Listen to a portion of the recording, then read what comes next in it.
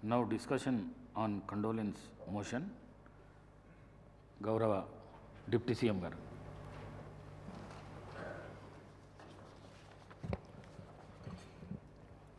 అధ్యక్ష, మాజీ ప్రధానమంత్రి డాక్టర్ మన్మోహన్ సింగ్ గారి మృతి పట్ల ఈ సభ ప్రవేశపెట్టినటువంటి తీర్మానాన్ని, అట్లాగే వారికి సభలో సభ్యులందరూ కూడా ఏకగ్రీవంగా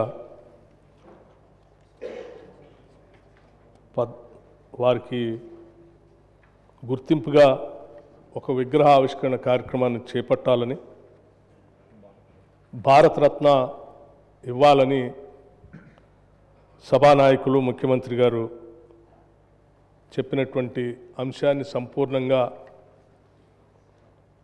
మద్దతు ఇస్తూ వారి మృతి పట్ల తీవ్రమైనటువంటి విచారాన్ని వ్యక్తపరుస్తూ ఉన్నాను అధ్యక్ష. అట్లాగే శోకార్తులైన వారి కుటుంబ సభ్యులు కూడా నా ప్రగాఢమైనటువంటి సానుభూతిని తెలియజేస్తూ ఉన్నాను అధ్యక్ష. అధ్యక్ష, కొంతమంది ఈ భూమి మీదకి ఎలా వస్తారో అలా మాయం అవుతారు అధ్యక్ష. మరికొందరు తాము నడిచిన నేలంతా మానవతా పరిమళాలు వెదజల్లుతారు. ఇంకొందరు తమ అసాధారణ ప్రతిభతో తాము పుట్టిన దేశానికి వన్నె తెస్తారు. అటువంటి అరుదైన అసామాన్యమైన మహామనిషి డాక్టర్ మన్మోహన్ సింగ్ గారు. వారు ఈ దేశంలో చేపట్టినటువంటి అనేక పదవుల్లో ప్రతి పదవికి వన్నె తెస్తూ ఆ తీసుకున్న ప్రతి బాధ్యత నుంచి కూడా ఈ దేశాభివృద్ధి కోసం కఠినమైన నిర్ణయాలు తీసుకున్న సంగతి కూడా మనం అందరం ఈ సందర్భంగా గమనంలో తీసుకోవాల్సినటువంటి అవసరం ఉంది అధ్యక్ష. వారు సరళీకృత ఆర్థిక విధానాలతో ఈ దేశ సంక్షోభ కాలానికి ఆర్థిక సమతుల్యాన్ని పరిపుష్టి చేసి ఈ దేశం ఒక బలమైన ఆర్థిక శక్తిగా ప్రపంచ దేశాల్లో నిలబెట్టారు అని చెప్పడంలో ఎటువంటి అతిశయోక్తి లేదు అధ్యక్ష. గ్లోబలైజేషన్ కానీ, లిబరలైజేషన్ కానీ, లేకపోతే ఈ దేశానికి సంబంధించి గ్లోబల్ ట్రేడ్కి ఈ దేశ ద్వారాలు తెరిచి ప్రపంచంలో భారతదేశాన్ని గొప్పగా నిలబెట్టినటువంటి ఒక గొప్ప ఆనాటి ఆర్థిక శాఖ మంత్రులుగా, దేశ ప్రధానిగా వారు తీసుకున్న నిర్ణయాలన్నీ కూడా ఉపయోగపడుతున్నాయని చెప్పడంలో ఎటువంటి సందేహం లేదు అధ్యక్ష.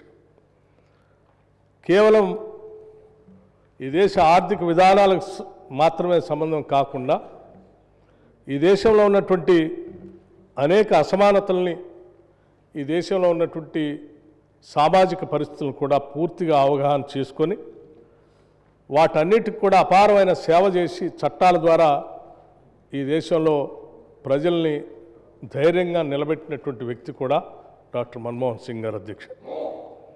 దేశ సామాజిక రంగానికి వారు చేసినటువంటి సేవల్లో ఆనాడు యూపీఏ చైర్పర్సన్గా శ్రీమతి సోనియా గాంధీ గారి ఆధ్వర్యంలో దేశ ప్రధానిగా మన్మోహన్ సింగ్ గారు తీసుకున్నటువంటి కార్యక్రమాలు అనేక కుటుంబాలని దారిద్ర్యం నుండి బయటపడేయటమే కాకుండా పేద ప్రజల అభ్యున్నతి కోసం, సామాజిక రంగంలో భేదాభిక్కి ప్రజల సమున్నతి కోసం, వాళ్ళ హక్కుల కోసం అనేక చట్టాల రూపకల్పన చేసినటువంటి విషయాన్ని కూడా మనం అందరం గుర్తు చేసుకోవాల్సినటువంటి సందర్భం అధ్యక్ష. అందుకే ఆనాడు ఇప్పుడే సభానాయకులు చెప్పినట్టు వారు ఈ దేశంలో, ఈ దేశ పరిపాలనలో ఒక రకమైనటువంటి సమాచారాన్ని తీసుకోవాలంటే ఏ సామాన్యుడికి కూడా అందుబాటులో లేనటువంటి పరిస్థితుల్లో, ఎవరు ఊహించని రీతిలో సమాచార హక్కును 2005లో తీసుకొని వచ్చి ఒక సామాన్య పౌరుడు కూడా ఈ దేశంలో, భారతదేశంలో జరుగుతున్నటువంటి పాలనాపరమైనటువంటి విశేషాలు సంబంధించిన హక్కుని పొందేటువంటి విధంగా చట్టాన్ని తీసుకొని వచ్చారు అధ్యక్ష.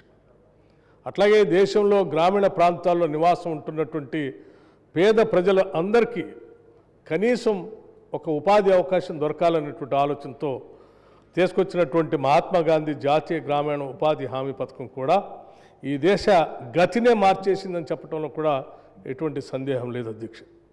దేశవ్యాప్తంగా ప్రపంచవ్యాప్తంగా ఎకనామిక్ క్రైసిస్ వచ్చినప్పుడు కూడా, రెసిషన్ వస్తే కూడా ఉపాధి హామీ పథకం ద్వారా కొన్ని వేల కోట్ల రూపాయల గ్రామీణ ప్రాంతాల్లో సర్క్యులేషన్లోకి రావటం వలన భారతదేశం అటువంటి ఎకనామిక్ రెసిషన్ బారిన పడకుండా కాపాడుకోగలిగామంటే ఆ చట్టమే ఉపయోగపడిందని చెప్పడంలో కూడా సందేహం లేదు అధ్యక్ష. అట్లాగే తరతరాలుగా అటవీ ప్రాంతంలో నివాసం ఉంటూ ఎటువంటి హక్కులు లేకుండా, ఆత్మగౌరవం లేకుండా బతుకుతున్నటువంటి వారందరికీ భూమిపైన హక్కును కల్పించి ఆత్మగౌరవంతో బతకడానికి తీసుకొచ్చినటువంటి అటవీ హక్కుల చట్టం కానీ, లేకపోతే అసంఘటిత కార్మికుల సామాజిక భద్రతా చట్టం 2008లో తీసుకొచ్చినటువంటి చట్టం కూడా ఇది పెద్ద ఎత్తున ఈ దేశంలో ఉన్నటువంటి వికలాంగుల సంక్షేమం కోసం, ఆరోగ్య భద్రత, గర్భిణ స్త్రీల రక్షణ కొరకు, వృద్ధులకు పెన్షన్ కోసం పెద్ద ఎత్తున ఈ చట్టం ఉపయోగపడిందని చెప్పడంలో మనందరికీ గుర్తు చేసుకోవాల్సిన అవసరం ఉంది అధ్యక్ష. అట్లాగే ఆహార భద్రతా చట్టం, ప్రతి ఒక్కరికి ఆహారం దొరకాలని చెప్పి అది ఒక హక్కుగా ఈ దేశంలో చట్టాన్ని తీసుకొని వచ్చినటువంటి గొప్ప ప్రధానమంత్రిగా మనం అందరం గుర్తు చేసుకున్నటువంటి అంశం అధ్యక్ష. అట్లాగే స్ట్రీట్ వెండర్స్ గురించి కూడా ఈ దేశంలో ఆలోచన చేసి పెద్ద ఎత్తున గ్రామీణ ప్రాంతాల్లో క్రయ విక్రయాలు జరిపే వ్యాపారుల రక్షణ కోసం, వాళ్ళ జీవన ప్రమాణాలు పెంచడం కోసం తీసుకొచ్చినటువంటి ఈ చట్టం కూడా ఈ దేశ ఆర్థిక విధానాన్ని, గతిని కూడా కింది స్థాయిలో పేదరికంలో ఉన్నటువంటి ప్రజలకి ఉపయోగపడిందని చెప్పటం మనం అందరం ఈరోజు దేశంలో గమనిస్తూ ఉన్నాం అధ్యక్ష. అట్లాగే 2013 భూసేకరణ చట్టం అధ్యక్ష. ఈ భూసేకరణ చట్టానికి సంబంధించి మనం ఎక్కడ భూమిపైన ఉన్నటువంటి ఒక ఎమోషనల్ బాండేజ్ని సంబంధించి బాధపడుతున్నటువంటి తరుణంలో దేశ ఆర్థిక అభివృద్ధి జరగాలి, రావాల్సిన పరిశ్రమలు రావాలి, ఇరిగేషన్ ప్రాజెక్టులు రావాలి. అట్లాగే భూమిపైన అనాదిగా హక్కులు పొందినటువంటి వాళ్ళు కూడా నష్టపోకుండా ఉండటం కోసం కావాల్సిన రీతిలో పెద్ద ఎత్తున అనేక మార్పులు తీసుకొచ్చి వాళ్ళు కూడా బాధపడకుండా ఉండే విధంగా తీసుకొచ్చిన ఈ చట్టం నిజంగా ఒక రివల్యూషనరీ చట్టం అని చెప్పి ఈ దేశంలో ఆనాడు ప్రగతిశీల భావాలు కలిగినటువంటి వాళ్ళందరూ కూడా దీన్ని శ్లాఘించినటువంటి విషయం కూడా మనందరికీ తెలిసింది.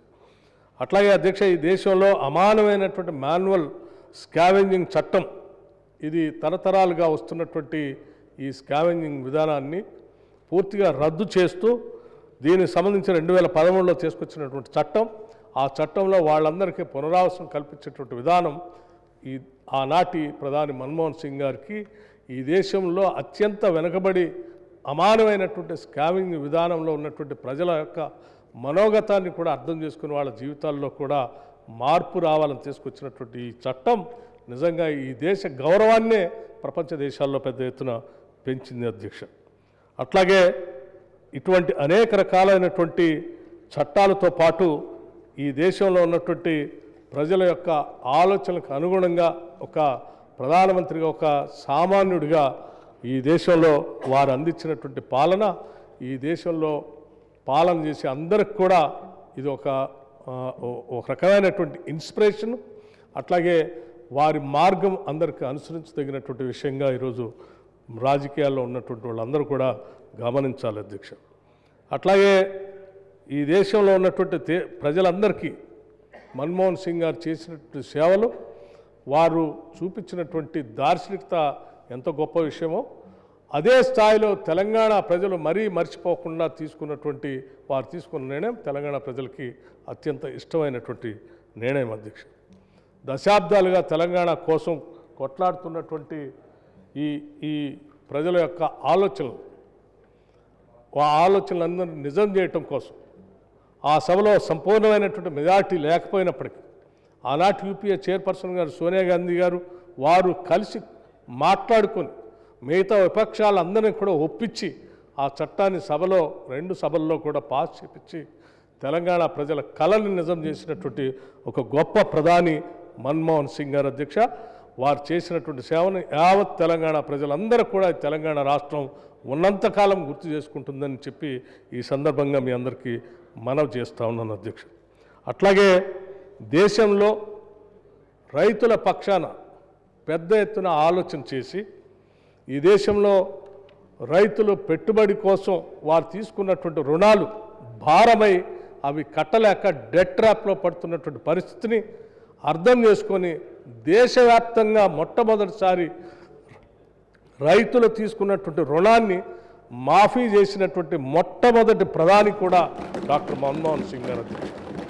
ఈ విషయాన్ని ఈరోజు మనం ఈ రాష్ట్రంలో 2 లక్షల రూపాయల రుణమాఫీ చేసుకున్నటువంటి సందర్భంలో నేరుగా 21,000 కోట్ల రూపాయలు తెలంగాణ రాష్ట్రం రైతుల అకౌంట్లో వేసామనంటే దానికి మార్గదర్శి కూడా ఆనాటి మన్మోహన్ సింగ్ గారే అని చెప్పి ఈ సందర్భంగా మనందరం గుర్తు చేసుకుంటూ మరొకసారి వారి ఆత్మకి శాంతి కలగాలని వారి కుటుంబ సభ్యులందరికీ కూడా నా ప్రగాఢమైనటువంటి సానుభూతి తెలియజేస్తూ సభానాయకులు ప్రవేశపెట్టినటువంటి ఈ తీర్మానానికి ముఖ్యంగా భారతరత్న ఇవ్వాలని చెప్పినటువంటి అంశాన్ని ఏకగ్రీవంగా సభలో ఉన్నటువంటి సభ్యులు అందరూ కూడా దానికి ఆమోదం తెలపాలని, అట్లాగే ఒక ప్రముఖమైనటువంటి ప్రాంతంలో వారి విగ్రహాన్ని పెట్టాలని చెప్పి గౌరవ ముఖ్యమంత్రి గారు చెప్పినటువంటి అంశాన్ని కూడా అందరం సానుకూలంగా స్పందించి దానికి ఆమోదం తెలపాలని చెప్పి మీ అందరినీ కోరుతూ మరొకసారి వారి ఆత్మకి